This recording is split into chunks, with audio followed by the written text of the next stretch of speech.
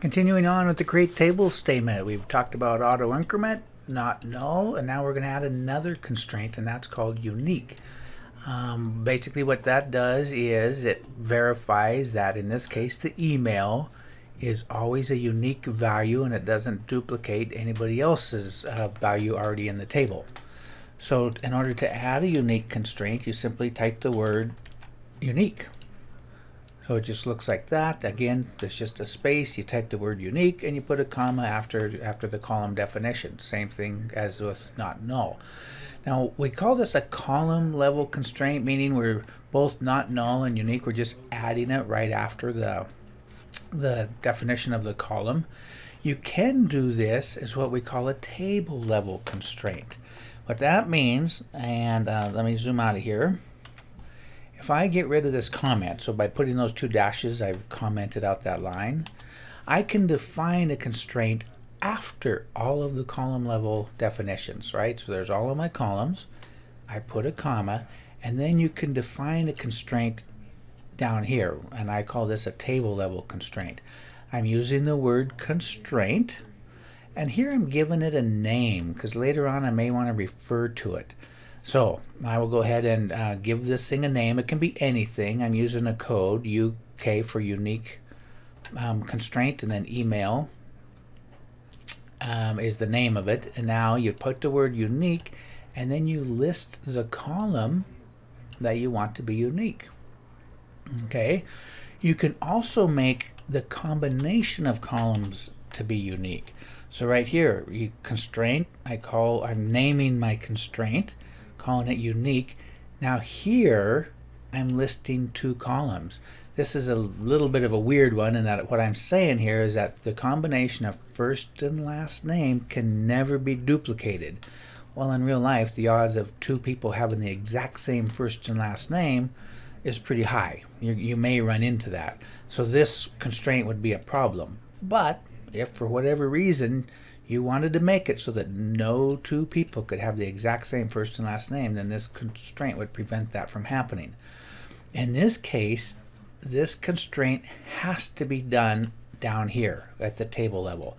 You cannot put the word unique on first name and then unique on last name and have it mean the same thing. Because what this means is the combination of those two columns has to be unique. So let's run this and see what happens. I'm going to comment out this one, email unique, because I have that word right there. This would be a duplicate if I left it in both spots. Okay, so we'll go ahead and drop the table and recreate it. No problem. Now in order to see the effect of this constraint, I need at least two people into the table. So I'll go ahead and insert our John Zimmerman, and there's his email address. All right, now right here I'm going to insert, using this other method, first name, last name, salary, and email. And let's say I forget to change the email somehow for whatever reason. So because that email is exactly like that one, I would expect an error. So when I run that, down here, duplicate entry, J Zimmerman for key email, all of a sudden I do get that error. So if I go oops and fix this to be J Casey, now it should run just fine. I haven't violated anything. So what about this unique first and last name? Let's say I change this email address to be jcasey1. All right, so the email is different this time, but the name is the same. So if I run this, I would again expect an error because I'm duplicating the first and last name combination. And so there I get that error. And so that's for key UK_name. So when do you use a unique constraint? A classic example would be email, right? I don't want to accidentally end up with two people having the same email address.